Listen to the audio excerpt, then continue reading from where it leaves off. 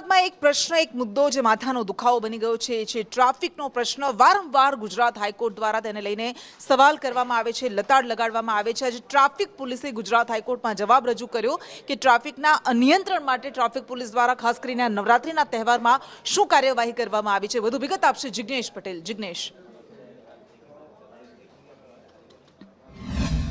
Traffic મુદ્દે અવારનવાર જે હાઈકોર્ટ છે તે ટ્રાફિક વિભાગ અને સાથે જ શહેર પોલીસના વડા હોય કે રાજ્ય પોલીસના વડા તેને ટકોર કરતી આવી છે, કામગીરીને લઈને સવાલો ઉઠી રહ્યા છે। ત્યારે ટ્રાફિક પોલીસે જે હાઈકોર્ટમાં જવાબ રજૂ કર્યો છે તેમાં નવરાત્રિમાં 600 જેટલા પોલીસ જવાનો, ટ્રાફિકના જવાનો છે તે ટ્રાફિકનું સંચાલન કરતા હોવાનું તેમણે જવાબમાં જણાવ્યું છે। સાથે ખાસ કરીને રાત્રે 8 થી 3 વાગ્યા સુધીમાં જે ટ્રાફિકનું સંચાલન છે તે સુચારુ રૂપે ચાલે, કોઈ જગ્યાએ ટ્રાફિક જમા થાય ને લોકોને અગવડ પડે નહીં તે માટેનું આયોજન ટ્રાફિક પોલીસે કર્યું હોવાનું પણ તે જવાબમાં ઉલ્લેખ કરવામાં આવ્યો છે। બીજી તરફ 16 તારીખથી 22 સપ્ટેમ્બરની વચ્ચે કુલ 19 જે બ્લેક ફિલ્મવાળી ગાડીઓ હતી તેને જપ્ત કરવામાં આવી છે અને 888 કરતાં વધુ વાહનો પરથી આ બ્લેક ફિલ્મ છે તે હટાવી અને તેવા વાહનના માલિકો અને ચાલકો છે તેના વિરુદ્ધમાં કાર્યવાહી કરવામાં આવી છે। તો બીજી તરફ હાઈકોર્ટે કહ્યું છે કે રોંગ સાઈડમાં આવતા જે વાહન ચાલકો છે તે ચિંતાનો વિષય છે, કારણ કે રોંગ સાઈડમાં આવતા વાહનો હંમેશા અકસ્માતને નોતરે છે અને આ જ અકસ્માતોમાં લોકોના જીવ જાય છે। માટે રોંગ સાઈડ આવતા જે વાહન ચાલકો છે તેમના વિરુદ્ધ પણ કાર્યવાહી કરવામાં આવે અને આવા